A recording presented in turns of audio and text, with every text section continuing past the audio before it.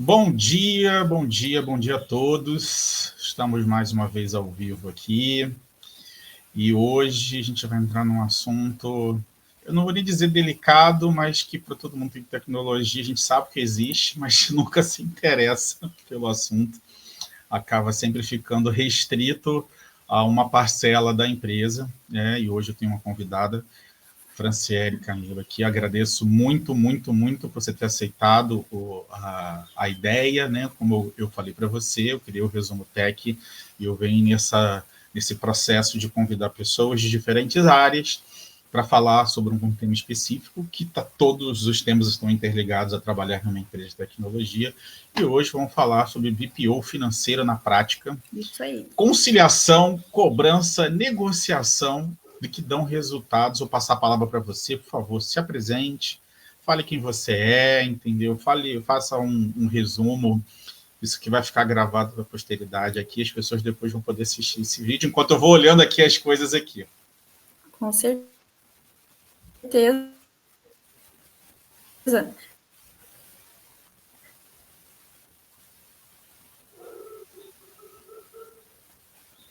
Oi, Leandro. Que alegria estar aqui com você hoje. Eu sou Franciele Camila, eu atuo como analista financeiro e sou especialista em BPO financeiro na fração Finance e parceira da GA Finanças Empresariais. Eu trabalho com autônomos e pequenas e médias empresas, ajudando aí a transformar o caos financeiro em organização e clareza. Está travando um pouquinho, mas acho que agora voltou, estabilizou. Sim, sim, sim, sim. Pô, bacana, Quando então você me você... perguntou aí qual tema eu gostaria de abordar, esse me chamou Uhum. a atenção porque resume exatamente o que eu faço no dia a dia, né? Conciliação, cobrança e negociação, que não são temas isolados. Eles estão interligados e fazem toda a diferença aí no sucesso financeiro de qualquer empresa. E quando como eu falei, né, eu abri o leque, né, e eu fui convidando pessoas, eu olhei o seu perfil, óbvio, né, vi o seu resumo de qualificação, vi ali sua experiência, vi sua formação, e aí naquele resuminho lá em cima tinha palavras-chave que você colocou, eu falei, pô, isso aqui acho que é um assunto interessante, porque quem trabalha dentro de empresa sabe primeiro que existe BPO, né? Segundo, dependendo do segmento que a empresa atuar, ela vai ter esse processo de conciliação, de cobrança, de negociação, e principalmente trazendo resultado, né? Eu falei, vou tentar abordar esse assunto entre todos os outros que eu listei para conversar, né? E aí dentro das pessoas que ou me seguem ou eu tenho já o contato profissional, eu não vi, estou falando disso dos 3.000 e quase 4.000 pessoas que eu tenho com conexão, eu não vi ninguém do teu perfil profissional falando sobre isso aí. Então, tipo, tem outras pessoas, tem lá, contabilizei, deve ter umas 15, 20 pessoas no mesmo segmento que você, mas você era a única que estava meio que encaixada nesse nicho, vamos usar esse termo, né?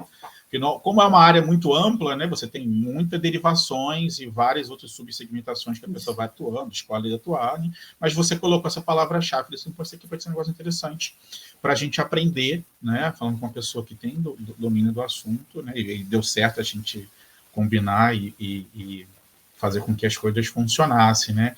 E aí, dentro daquilo ali que a gente tinha conversado, né, como eu falei, né, eu gosto sempre de abordar um pequeno assunto, a gente tem um prazo de 1 hora para abordar algumas coisas, né? Assim, ninguém vai sair daqui especialista nisso, aqui não é uma videoaula, é só um bate-papo de dois amigos que se conheceram aqui no LinkedIn, fazendo network, né?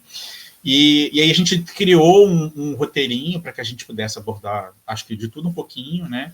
E a primeira coisa que a gente pode começar a falar sobre a conciliação financeira, muito além de conferir um extrato, né? E fica a pergunta, né? Quais são os principais erros que as empresas cometem, né, no processo de conciliação financeira, do seu ponto de vista, né, com a sua experiência, deixando bem claro, né, você falou aí, né, pequenas, médias empresas e autônomos, né, que é muito importante, porque a gente está lidando com pessoas que, às vezes, decidiram ser microempreendedores, né, ou empresários limitados, né, e entre outras categorias de empresas que existem muitas outras, né, então, mas Sim. como acredito hoje que nos últimos anos cresceu muito o empreendedor individual ou o empreendedor, né? Tem aí as letrinhas de sopinha de letra que eu quase não consigo lembrar o nome, mas Vamos começar por esse tema. Olha, eu vejo o erro mais comum é achar que conciliação é só ver o saldo do banco se ele bate com o sistema. Mesmo que seja o sistema, ele tem que ser um retrato ali do extrato, mas ele vai muito além.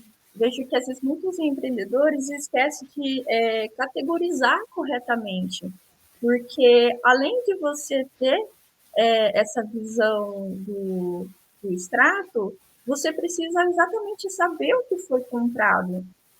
Então, ter essa descrição corretamente, saber para onde é a conta gerencial, isso é muito importante de estar registrado, principalmente pequenas tarifinhas, que às vezes ocorre, isso também mina o fluxo de caixa, duplicar lançamento, ignorar uma entrada ou saída, e isso tudo depois distorce os relatórios financeiros ali numa apresentação, principalmente se você tem investidor interessado, isso é muito importante manter alinhado certinho. Já peguei caso, por exemplo, em que o cliente achava que ele tinha dinheiro porque o saldo estava muito alto e era tudo nota fiscal emitida que é pré-datada, que ela vai ser paga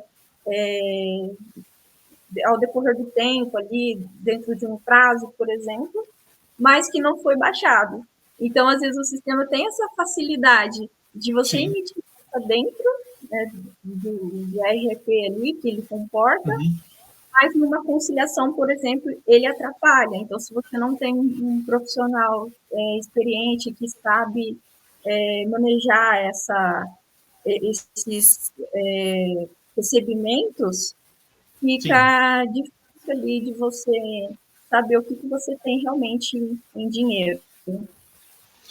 Isso aí que você falou é um erro muito comum mesmo, né? Quando a pessoa vê lá uma nota lançada e não baixada, os mais desatentos, né? Por isso que aí volta a ressaltar a importância de ter um profissional certo, fazendo a coisa certa, com a experiência certa.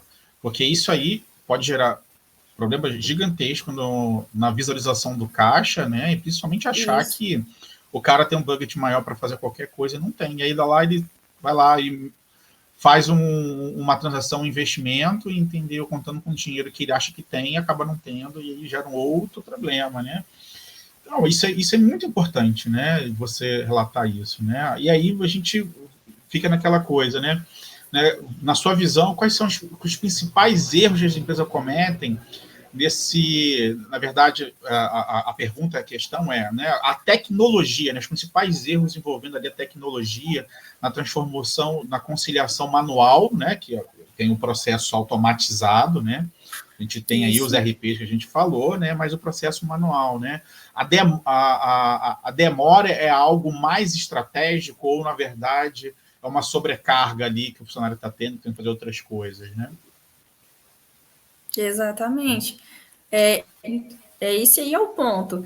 A tecnologia, ela entra para automatizar o operacional. Ela libera um tempo para estratégia. Então, ferramentas como um sistema, um ERP aí, ou de conciliação automática, ou uma planilha até bem estruturada, ela permite que a gente vê rapidamente onde estão os desvios, por exemplo. Quais clientes que não pagaram, e até antecipar gargalos do fluxo de caixa. O que antes, às vezes, demorava horas, a gente consegue fazer com poucos cliques. E o tempo economizado, ele vira uma análise, uma tomada de decisão. Então, muitas das vezes, se você tem um profissional assistente, ele começa a se tornar mais analista, justamente Sim. porque a tecnologia vem para auxiliar essa parte aí de um processo demorado e que vai sendo enxugado. E aí, dessa forma, você consegue ter uma análise crítica e tudo mais do que você está fazendo ali na conciliação. E hoje, às vezes, com umas ferramentas simples, é possível automatizar grande parte da conciliação. Tem muitas plataformas, eu não sei se eu posso citar aqui o nome das plataformas. Pode citar, pode citar.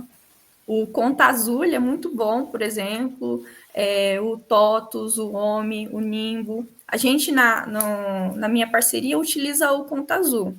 E eu tenho até planilhas inteligentes que reduz bastante os erros, acelera o processo, e é bem bacana. Para quem está começando, uma planilha bem estruturada, ela já resolve. E à medida que a empresa cresce, um RP facilita muito de gestão. Então, na fração, tem até um diagnóstico express que a gente usa uma planilha, bem interessante, ela, por um valor acessível. E na GA, na Finanças Empresariais, a gente já trabalha aí com o Conta Azul, por exemplo. O Conta Azul eu não conheço. Eles é um sistema RP também? Ou ele é só uma planilha? Isso, O Conta Azul? ele é um sistema. Ele é um sistema, ele é bem completo, dá para fazer conciliação junto com notas, dá para emitir as notas, ele é bem bacana. Alguma dessas soluções, por exemplo, que você eu tinha até usa... uma cliente... Pode falar. Alguma dessas soluções que você usa já tem alguma coisa de IA integrada ou não?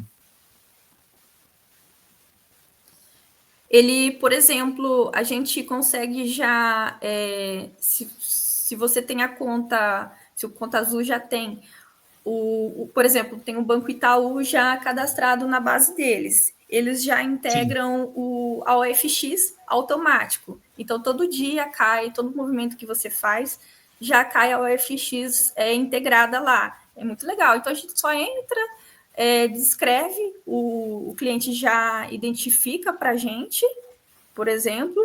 Até ia mencionar uma cliente que a gente tem, que ela gastava, por exemplo, 3 horas na semana ali conciliando manual. Então, depois que ela automatizou, ela só envia para nós os comprovantes, identifica ali o que comprou, o que pagou, se não ficou muito claro, que às vezes a gente já tem um histórico, uma movimentação, já sabe o que é, e a gente lança, concilia, analisa, e depois ela consegue se dedicar muito mais ao atendimento dela.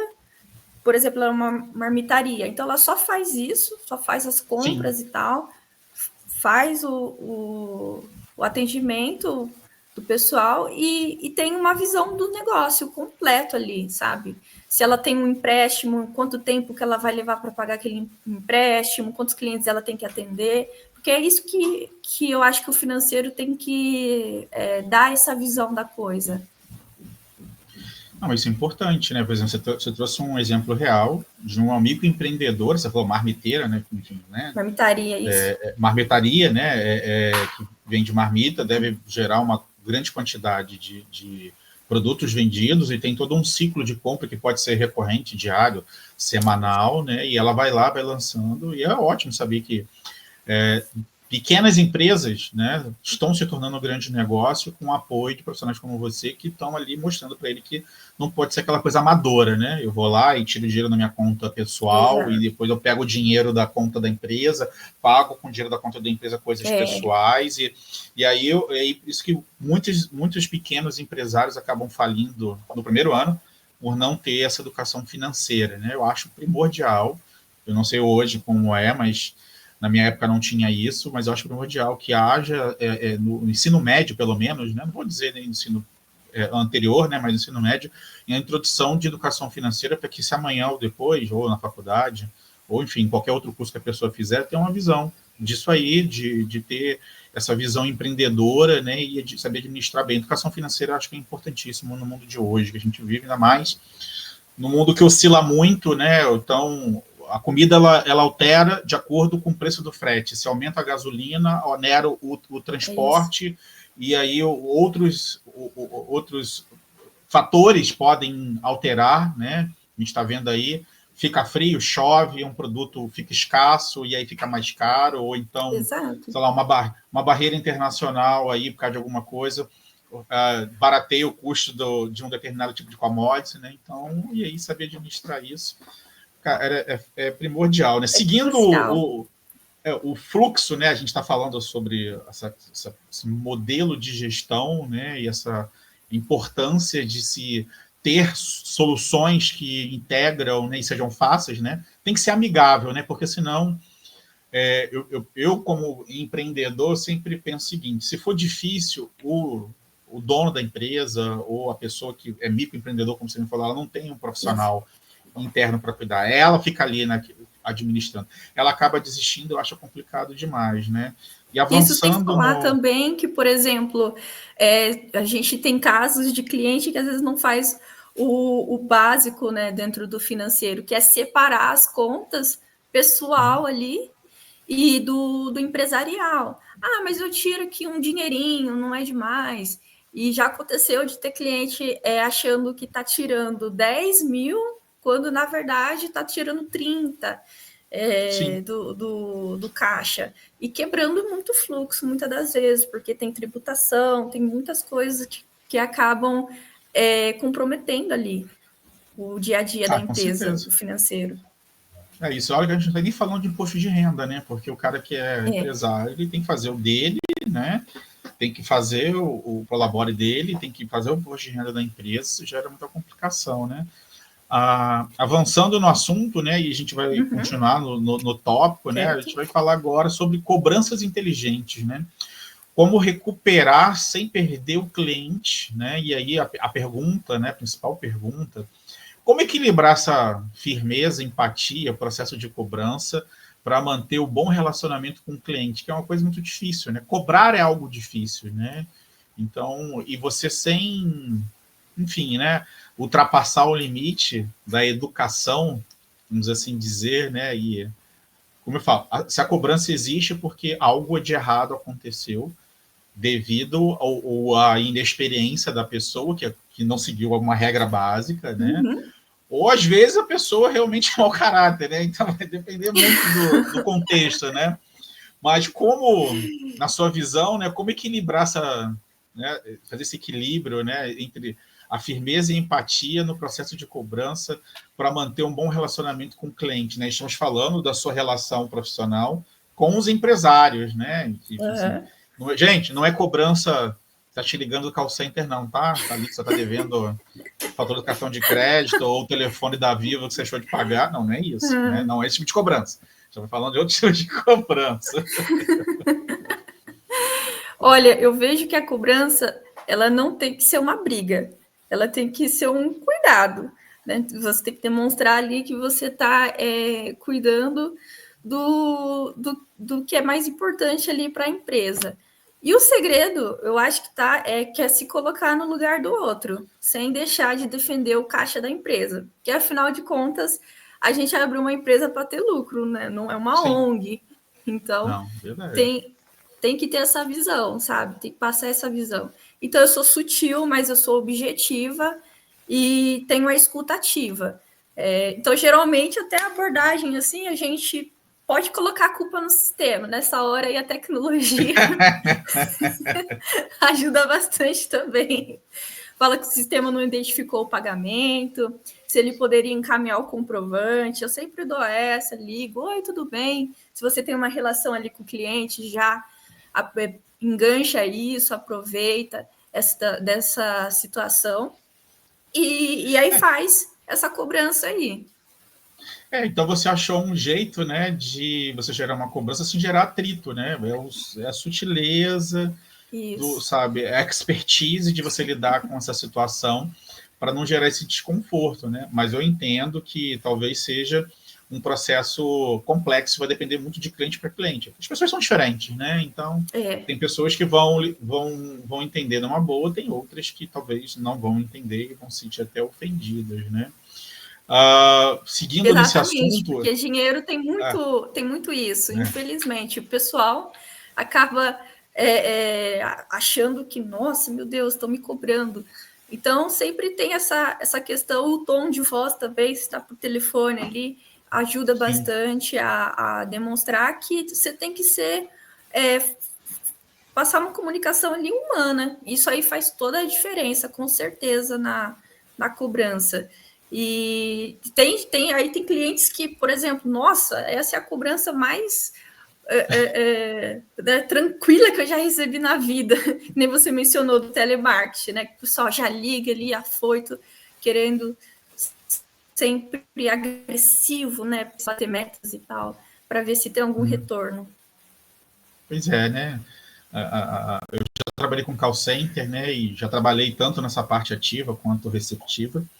E para alguns clientes realmente era tudo bem, foi muitos anos atrás, não tinha regulamentação. Então, eu atuando, por exemplo, não posso falar que esse banco não existe mais, ou aquele Banco Real, né? Então, trabalhei ali durante um Minha tempo mãe era cuidando dessa cliente desse operação. banco. E eu era da área de planejamento e eu cuidava do dimensionamento dessa empresa da parte ativa, que cobrava atrasos em seguros de carro, né?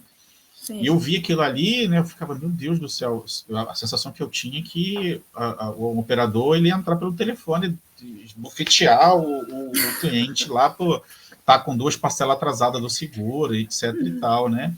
Mas como eu te falei, né? Isso é início dos anos 2000, né? Não tinha regulamentação, as coisas eram muito ainda na novidade ainda. Depois que a Anatel meio que criou um padrão aí, até de horário, enfim, não tinha muito perfil. Ligava sábado, ligava uma de terra de domingo, ligava no ninguém, né? feriado. Era, na época ali, início do ano 2000, não tinha muita coisa. O call center ligava no sábado, ligava no domingo, né? Então mudou muito, né? Mas seguindo o nosso roteiro, né? E para você, né? Existe métricas chaves para medir a eficiência de um processo de cobrança, né? Como você enxerga isso, né? Assim, os parâmetros que você precisa definir para que você consiga alcançar, né, o resultado, né? Talvez sem, sei lá, né, terceirizar as obrigações, né? Tem uma frase que eu gosto muito, que é do pai da administração, o Peter Drucker. Ele fala que não é medido, não pode ser melhorado. Então, alguns indicadores que a gente tem que é chave é a taxa de recuperação, tempo médio de atraso, a reincidência e o ticket médio recuperado. Então, uma dica prática para quem está acompanhando a gente é sempre olhar por período. Quanto que entrou, quantos clientes foram cobrados, quais voltaram a pagar, porque isso até ajuda a ajustar o tom da cobrança, principalmente se você vai escalar a cobrança até um protesto. Então, porque acaba sendo uma situação até delicada ali, em questão do cliente que você precisa receber dele e se ele está realmente sendo sincero ali, ou se você precisa realmente chegar num protesto ali, num Serasa da vida e tal. Você falou uma palavra que me chamou a atenção aqui e vou explorar esse viés aí. Reincidência. Quando você presta um serviço, né, e esse cliente ele está sempre sendo reincidente, isso, no seu ponto de vista, não seria já um sinal ruim para que você rompesse relação com aquela pessoa, aquela empresa, né, ou aquele cliente, né, dependendo do ponto de vista? Porque você concorda comigo que se eu vendo um serviço e tem essa reincidência de problemas, principalmente na parte de pagamento, né? Você gera nota, entendeu? E aí aquela nota às vezes é cancelada, você tem todo um trabalho, você sabe como é complexo. Gerou uma nota, você está esperando acontecer o pagamento, não acontece o pagamento, interfere no teu relatório financeiro, porque aquela nota ela teve que ser cancelada, entendeu?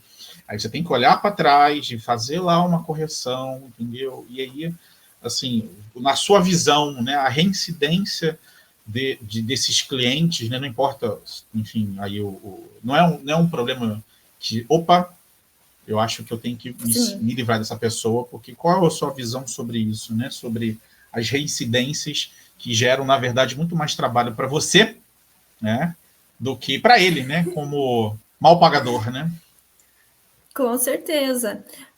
Alguns, às vezes, a gente consegue personalizar, dependendo do cliente e do negócio, porque, por exemplo, tem o custo de aquisição por cliente, o CAC, que aí a gente tem que analisar se vale a pena, às vezes, realmente mandar esse cliente embora, demitir ele, ou você e aí ir atrás de novos clientes, por exemplo, ou você meio que manter ele ali mas tentar ir negociando com ele, fazer uma prestação de serviço que seja o produto que você vende ali para ele, e tá sempre meio que mudando as regras do jogo, né? Se você, sei lá, recebe daqui 30 dias, tentar receber antes, tentar negociar com ele, isso acaba sendo muito importante, analisar todas essas métricas e criar a diretriz para o seu funcionário ali, para o seu financeiro,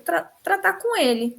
Como que pode ser feito essa questão aí, por exemplo. Mas realmente, reincidência acaba sendo um problema. E acaba sendo muito custoso, porque até quando você vai cobrar juros ou multas sobre esses valores, a pessoa não quer pagar, né? Já está difícil para mim pagar esses, e ainda você vai colocar mais. Só que quanto mais dia passa, mais complicado também é para o caixa ficar sem dinheiro, né? Eu não consigo entender, o cara deixa de pagar, né? E óbvio que quando ele assinou aquele contrato, enfim, ou fez adesão daquele serviço, ele entendeu que isso poderia ser um problema, né? E ainda reclama ainda, né? Então, às vezes eu sou meio duro, eu fico pensando assim, cara, se você não consegue fazer isso, então desiste, cara. Ou reavalia o que você está fazendo de errado, né? Porque, como fala, né? O atraso, a inadimplência e qualquer outro tipo de situação, né, do meu ponto de vista, ou é mau característica da pessoa, ou ela é inexperiente no assunto. Ela precisa. Eu sempre falo, né, brincar de você ser empresário, aquela coisa toda, é uma coisa muito séria. Não, e aí eu não sei até que ponto amadorismo da pessoa que se aventurou num determinado área sem estudar, né?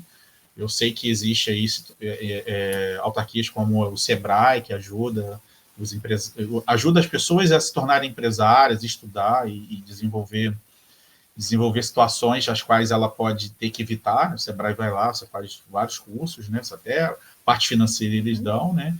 Mas se a pessoa realmente está se aventurando, né, e gerando problema, porque é complexo isso, né? Como eu te falei, né? Já ouvi situações dessas de você emitir nota, né? Esperando pagamento futuro, né? E não acontece. Muita desorganização. Então, é isso, né? Tem o fator risco, mas eu sempre falo, se você não consegue sair disso, ou não quer aceitar isso, ou pior ainda, né? Tem um empresário que contrata um profissional como você, está te pagando para você prestar aquele serviço ali, e não segue nada do que você está falando, né?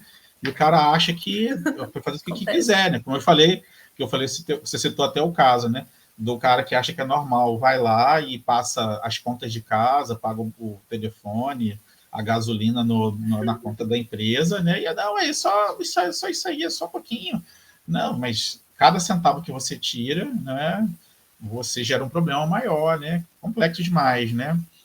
Eu acho assim, olhando para o mundo hoje, estou falando do que eu vejo hoje, né? Pelos relatórios que eu vejo, a quantidade de empresas que são abertas e fecham, eu ainda sou mais radical, eu faria diferente. Na hora que você fosse tentar abrir uma empresa e levar toda a documentação, etc. e tal, antes de abrir, você teria que fazer um curso.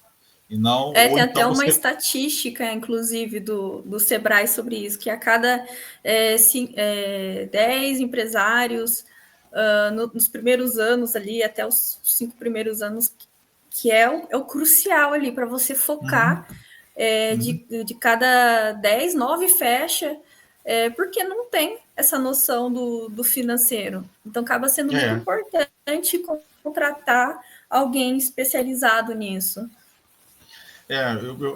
Eu penso isso que eu falei, né? Eu seria mais radical, eu não facilitaria tanto de o cara, um empresário, eu quero abrir uma empresa, vai lá e vai no site lá e já abre. Eu falei, não, calma aí, você vai abrir uma empresa, então vem cá. Hoje tem um sistema EAD, o cara pode assistir do computador, né? Não precisava ir no Sebrae, mas fazer toda uma trilha, um curso que duraria, sei lá, um mês, eu acho. E se depois disso ele precisar de ajuda, ok, tem pessoas que não têm predisposição. Realmente, eu sou um cara mais... não sou tão ligado a exatas, eu vou contratar, e o próprio Sebrae já indicaria alguém para ajudar ali. Eu sei que o Sebrae ele é ótimo, ele tem muito suporte, né? Mas eu acho que não facilitaria tanto, porque aí acaba o cara abre a empresa, gera uma série de custos, tem os impostos, né, que são muitos, né, e dependendo do que você for fazer, vai onerar bastante, né? E aí acaba gerando outro problema, né? Mas isso aí, avançando, né? E a gente ainda está ainda em cima do tema de negociação estratégica, né? Quando o financeiro assume o papel de vendas, né? Em que momento o financeiro deve assumir o papel mais ativo na negociação com o cliente, principalmente, né? E não esquecendo deles, óbvio, né? Dos clientes inadimplentes, né? Olha, tem até uma história interessante. Com empresas o jogo ele é um pouco diferente, porque a abordagem ela precisa ser um pouco mais consultiva. Então, umas técnicas que funcionam bastante é a escuta ativa, fazer uma espécie de ancoragem e você mostrar o impacto da dívida no relacionamento. Então, no B2B, né, no business to business aí, o foco ele deve ser relacional e estratégico. Então, por exemplo, a escutativa, você também dá uma proposta realista, dividir em parcelas, por exemplo. Aí, o lance que eu falei dos juros, né, de tirar os juros e multa, também entra numa negociação. Eu tinha um caso, por exemplo, que o cliente ele devia 30 mil reais. Nossa. E isso foi há 8 anos atrás. Tô com 26 hoje, eu tinha 18 anos. Então, imagina, 30 mil reais há 8 anos atrás. Hoje, para mim, é muito dinheiro. Sim. Lá atrás também era já muito dinheiro, né? O real valia mais. Valia mais, E esse cara, ele conseguiu, no tempo que a gente ficou ali trabalhando, eu consegui fazer com que ele voltasse 18 mil para o caixa. Então, por exemplo, a gente utilizou bastante ali da negociação, semana a semana ele fazia um pagamento para a gente, além da mensalidade que ele pagava, até que ele faliu. Mas para o cliente ali, para a empresa que eu estava atuando, por exemplo, 18 mil, para quem estava com 30, né, sem entrar no caixa, é bastante coisa. Então, a gente começou a mostrar essa questão, que a gente queria manter a parceria ali, o atendimento, mas que precisava ter uma coisa ganha-ganha. Porque, por exemplo, como era uma empresa que, inclusive, prestava serviço de tecnologia, né, era backup servidor, por exemplo, então tem um atendimento remoto e tem um atendimento presencial. E eles sempre queriam atendimento presencial, que era o mais caro, e aí precisava que os técnicos fossem até a empresa para realizar o atendimento. Então, eu comecei a propor isso para ele. Olha, então, você começa a pagar, né, semanalmente aí o que você deve e a gente continua disponibilizando os técnicos presencialmente para poder lhe atender aí da forma que você deseja. Então, foi uma coisa ganha-ganha, né? Você continua, mantém o nível do seu atendimento, mas você começa a pagar a gente o que você deve aí. E foi uma coisa bem interessante. E aí que entra o ponto até que você falou, né, da hostilidade. No início ele ficou, né, arisco e tal, mas isso partiu mais do cliente ali do que da gente. E conseguimos reverter uma parte, com certeza. O cara estava errado e ainda estava arisco ainda. Sim. Meu Deus. Telefone na cara. Meu Deus do céu. E no final ele acabou falindo. Infelizmente, ele acabou abrindo falência. Vamos torcer para que ou ele não faça como muitos empresários fazem. Você sabe disso. Provavelmente você deve ver. O cara falha uma empresa, vai lá da baixa do CNPJ, depois abre outra, entendeu? Fica nessa sangria desatada, né? É complexo, cara. Eu tenho para mim que ele fez exatamente isso. Às vezes eu vejo muito dessas histórias, né? Que vai lá, fala e fecha da baixa da empresa e aí espera baixar um pouco a poeira, vai abrir uma outra empresa em um outro lugar, né? E acaba fazendo com que esse ciclo se repita. Eu não sei o que ele ganha com isso, a não ser só dor de cabeça, mas enfim, né? Ainda continuando a gente está falando de negociação, né? Que técnicas de negociação funcionam melhor quando estamos lidando com B2B em atraso, né? O que você tem aí, assim, que você usa, está na sua manga aí, nas suas cartas, né? Para lidar com essa situação, né? Qual que é a melhor abordagem, qual que é a melhor técnica para lidar com a empresa, que às vezes você nem fala com o dono da empresa, né? Às vezes você está falando com uma outra pessoa, né? Que assim como você trabalha lá, e às vezes ela está seguindo só ordens do cara que é o dono do empreendimento e está fazendo os erros, né? E por mais que ela tente ajudá-lo, né, a fazer o certo, o cara insiste em fazer o errado, né? Como é que você aborda isso aí? Em situações diferentes, né? Às vezes você fala com o dono da empresa, às vezes está falando com uma funcionária, né? Uma funcionária que não tem Exatamente. É muito comum. Isso até é engraçado que eu lembro uma vez, eu passando e-mail de cobrança e tal, não tinha WhatsApp, né? Então não tinha essa comunicação. Hoje o WhatsApp facilitou bastante essa coisa, até de trazer uma certa informalidade e não ficar tão... porque quando a gente recebe a cartinha do Serasa, né, você até treme, assim, você fica... nossa, cheguei no protesto ali, aquela carta com até aquela linguagem muito formal, acaba assustando as pessoas, né? Então, isso acaba, acho que mais atrapalhando do que ajudando mesmo, né? Você já vai ali para o embate e resolver a questão, é muito carregado, né? Tanto acho que a pessoa que recebeu a cobrança e até você, se você faz parte aí desse departamento. Então, acaba, por exemplo, eu lembro de passar um e-mail para o dono da empresa, sendo que ele tinha um setor de financeiro, inclusive era um escritório de advocacia muito renomadíssimo aqui na cidade, e ele ficou até... ofendido. Isso ofendida, isso é uma cobrança, você sabe quem eu sou, né? Nossa. Ficou uma situação bem... Nossa! E eu fiquei, sim, é isso aí mesmo, isso aí é uma cobrança, querido. É exatamente isso, é uma cobrança.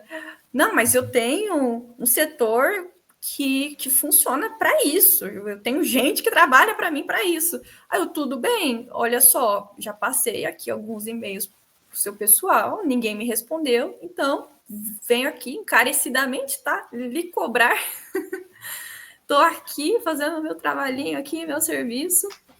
Tá eu bom? podia estar roubando, podia estar matando, mas não, estou te cobrando. Estou lhe cobrando.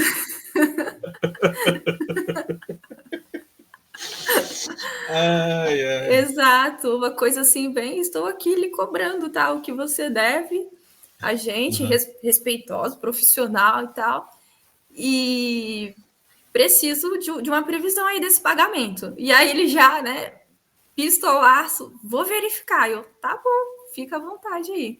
E aí ele descobriu que, por exemplo, fazia mais de uma semana que o financeiro dele não estava recebendo cobrança nenhum, boleto nenhum, nada, e-mail, não conseguia um contato com ele.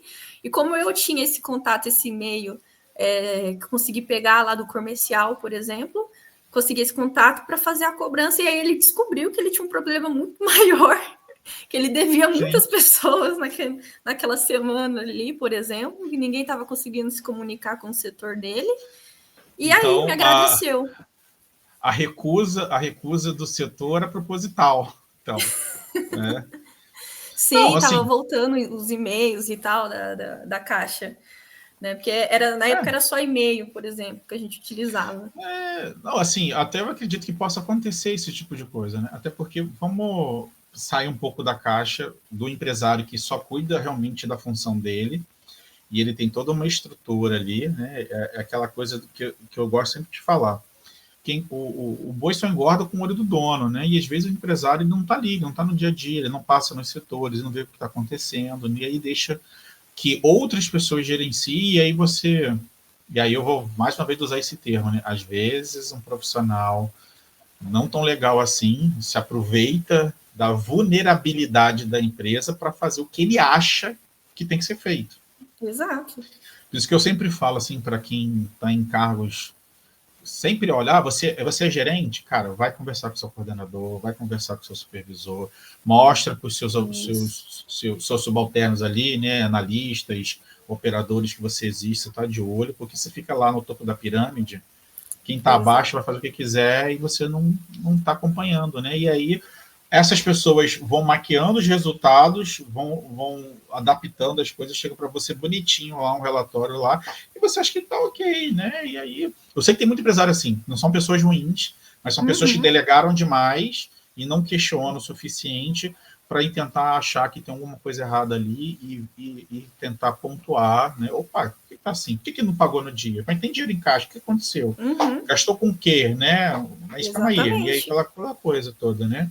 Porque às vezes está nisso aí, né? O cara tá lá em cima, lá, cuidando do que ele acha que é a função dele, que é importante, mas ele delegou tanto que ele não olha as minúcias do contrato, né? Enfim, são coisas que podem acontecer nas melhores famílias, né? Mas tem outro lado também do cara que justamente dá o passo maior que a perna, entendeu? Não contabiliza direito, gasta demais, não é um cara que pensa no futuro. Ser empresário no Brasil, na verdade, é muito complexo do ponto de vista. Como eu te falei, com todas essas mudanças governamentais, enfim, as políticas externas, tudo influencia dependendo do teu nicho. Então, por isso que muita empresa, vou falar onde eu trabalhei, muita empresa sempre trabalhou fazendo planejamento de curto, médio e longo prazo, né? Então, 1 ano, 2 anos, 3 anos, 5, 10, e aí ia passando e refazendo o forecast. Tem gente que não tem essa visão. Exato. Né? Tem gente que não tem essa visão e, enfim, eu poderia até citar algumas pessoas que eu conheci aqui que justamente empresários que passaram, sei lá, 10 anos, você citou 5, mas eu conheci gente que passou 10, 15 anos só investindo na empresa e não tirou nada, tirava só o mínimo ali para pagar as contas de casa, aquela coisa toda. Mas tem empresário dessa ganhar dinheiro, opa, vou comprar uma Lamborghini, vou viajar para Paris, entendeu? Vou passar férias em Nova York, e esquece que o mundo está girando e as coisas podem mudar rapidamente. Né? Rapidamente. Então, ainda mais com a tecnologia, tudo que demorava, às vezes, um conhecimento, um livro. Como eu trabalhei numa editora de jornal, né? O pessoal às vezes reclamava um pouco disso, como a tecnologia avançou demais. Se você tinha uma descoberta, sei lá, medicinal, alguma coisa do tipo, levava 10 anos para você escrever sobre aquilo, as pessoas começarem a falar sobre aquilo, ler sobre aquilo, consumir aquele conteúdo, demorava demais. Hoje, qualquer coisa, né? A gente tem até problemas com fake news, essas ondas acabam acontecendo porque a tecnologia avançou demais, expandiu bastante, né? Isso.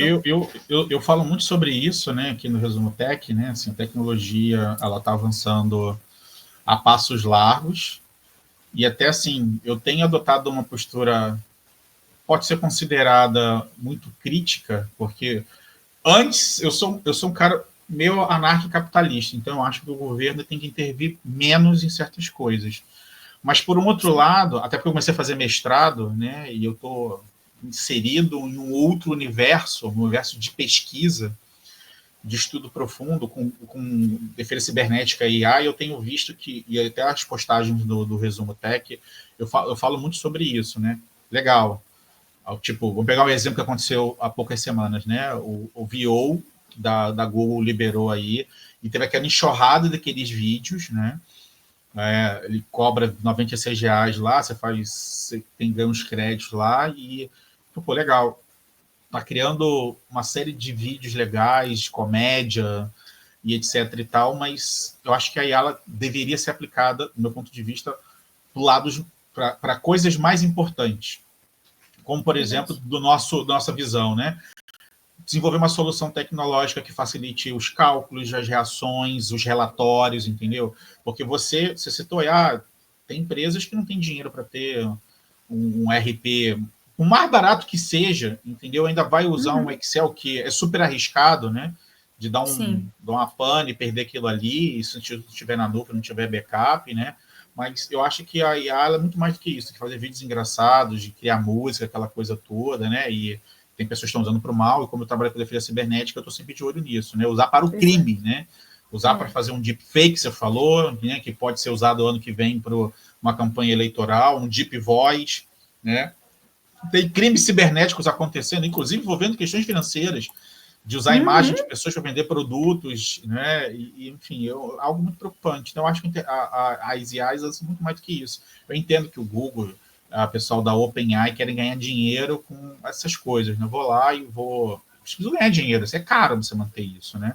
Exato. Mas eu não vejo muitas empresas ainda fazendo o uso dessas IA justamente para melhorar. Eu te perguntei, né? O Conta Azul já usa IA, né? Eu não tenho visto muita empresa divulgar aí, tipo, vamos pegar o exemplo SAP, né?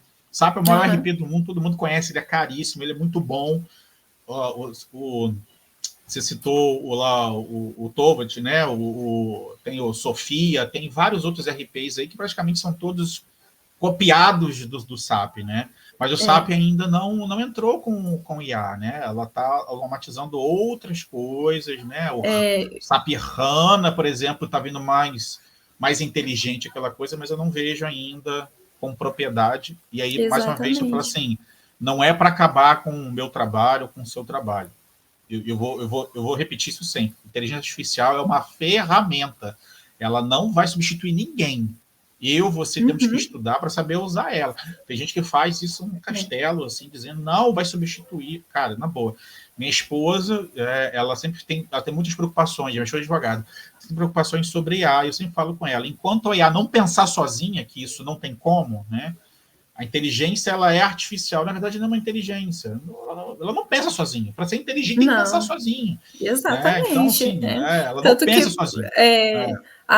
Hoje a gente está com esse contato com o ChatGPT, ele utiliza a inteligência dele, é tudo que a gente construiu ao longo do tempo aí com a internet. Os primórdios da internet. Virtual, exatamente. Exatamente.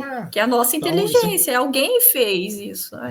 Eu só vou realmente falar que é inteligência artificial quando ela pensar sozinha.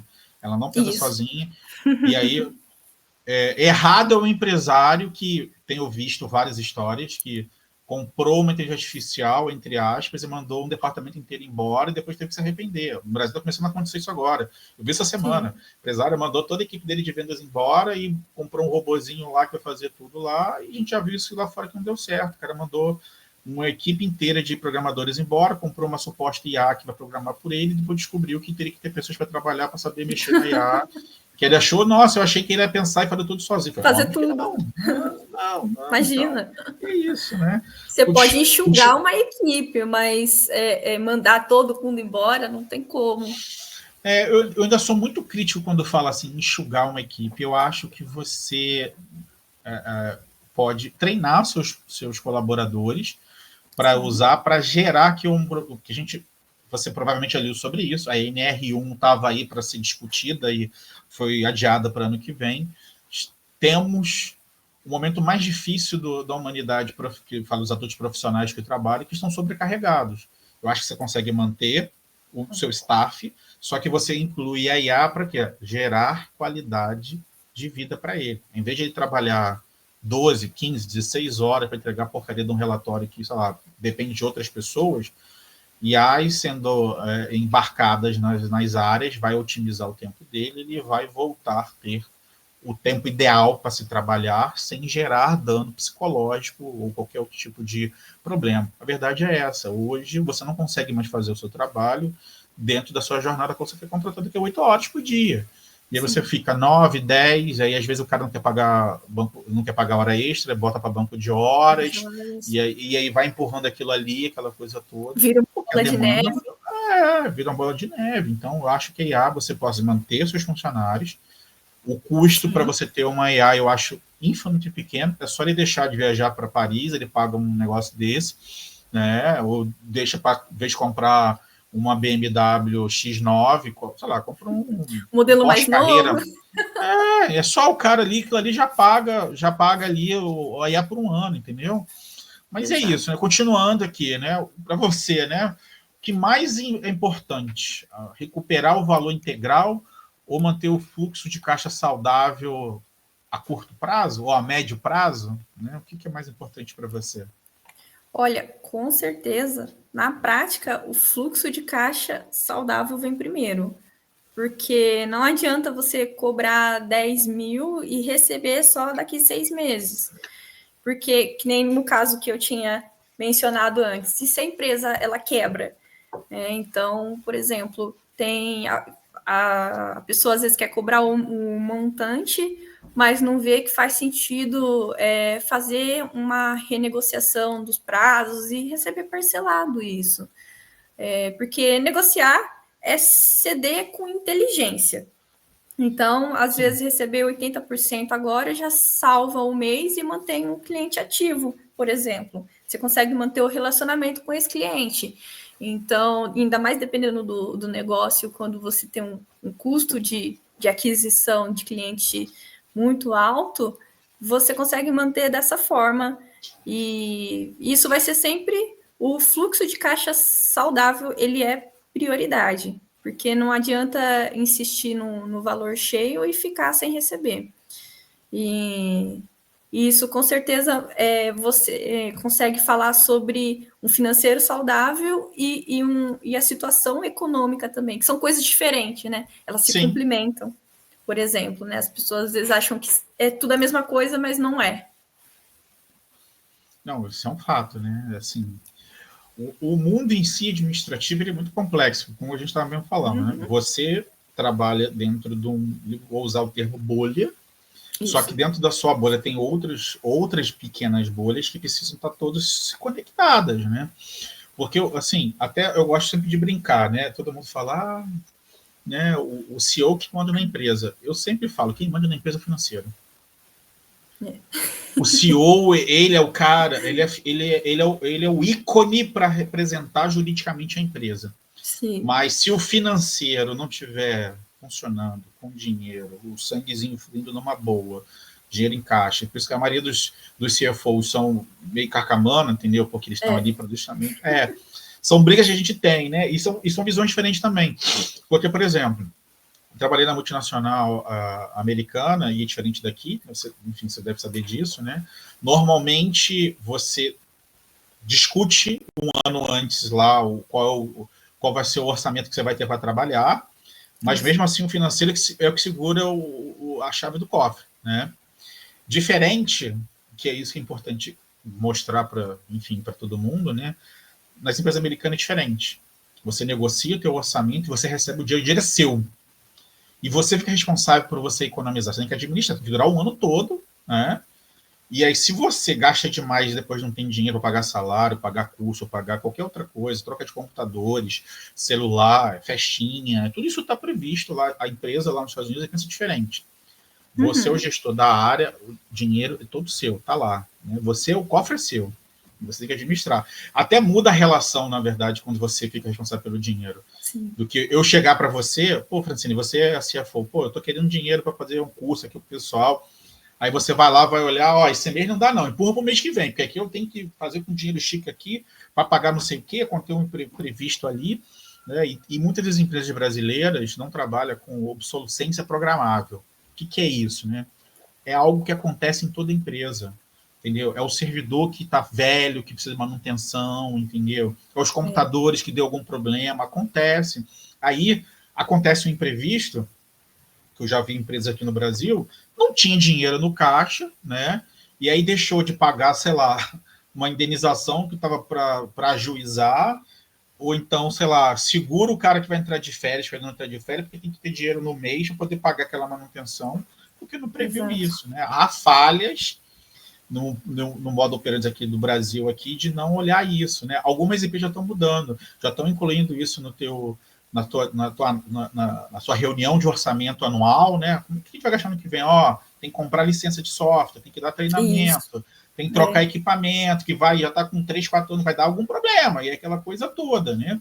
Antes não Eu tinha isso, acredito não tinha muito essa no, discussão. no, no preventivo, né? Ainda mais da tecnologia, você está sempre olhando essa manutenção da empresa e trazer esse olhar para todos os É, âmbitos ali como um preventivo, com certeza.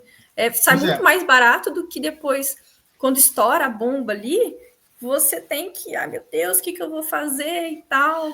E exatamente você falou contratar isso. às pressas, né? Alguém para te ajudar. Sai muito mais caro você contratar de última hora. Tudo assim. Comprar uma passagem para o dia seguinte para você ir para São Paulo vai custar R$ 6.000. Você comprar com antecedência. Tudo é assim, né? Mas, como eu te falo para você, são poucas as empresas que eu vejo aqui no Brasil de incluir obsolescência programável no seu estudo orçamentário para o ano seguinte. Temos uma microempresa, uma média empresa, uma grande empresa, temos, sei lá, 5 computadores, 10, 100. Tem a usabilidade. É feito para poder aquilo ali gastar, estragar e parar de funcionar. Quando você compra o equipamento, tem lá 6.000 horas de uso, 10.000 horas de uso. As pessoas não estão atentas a isso. Aí quando lá está o financeiro trabalhando no desktop, no supercomputador e para do nada, ele está lá 5 anos com o mesmo computador. Mas por que parou? Porque está 5 anos usando todo dia e às vezes lá o financeiro não desliga o computador, ele fica ligado, aí tem alterações de energia, às vezes o local não tem um no-break para segurar, tudo isso conta. E hoje eu tenho visto algumas empresas começar a fazer isso. Então, fechou o orçamento em novembro, não sei, dependendo da empresa, fecha em novembro, outubro do ano seguinte, o cara botou ali, opa, tem que trocar aqui. Óbvio que as outras áreas têm que informar, eu preciso disso, é o financeiro falando que eu preciso participar de um evento, é um treinamento, ainda mais agora que a gente está falando da reforma tributária, né? Quantidade de empresas que gastaram com esses eventos aí no último ano, e talvez nesse ano ainda, para preparar profissionais como você para lidar com mudanças que vão acontecer daqui a exatamente 6 meses. Né? Daqui a 6 meses, no dia 11, daqui a 6 meses, vai começar essa mudança. Né? Mas é isso. Né? Assim, a gente trouxe esse pequeno assunto, né, para as pessoas entenderem como funciona, né, o teu lado, né, como eu falei, né, é muito complexo. Eu, Leandro, né, sendo da área de tecnologia, eu sei que a sua área existe, né, até para as pessoas não ficarem com tanto ranço do financeiro quando precisar de alguma coisa, existe toda uma ciência por trás. Com certeza. As pessoas são humanas, vocês não são carrascos que estão ali só para tirar o dinheiro ali da reserva que o setor tem para fazer alguma coisa. Quem nunca, né? Quem nunca passou por isso, né? Sim. Né? Acontece alguma coisa, deu ruim aqui, acho que se eu só trocar minha câmera aqui... Ela apagou. No finalzinho. Tudo preto. Deixa eu...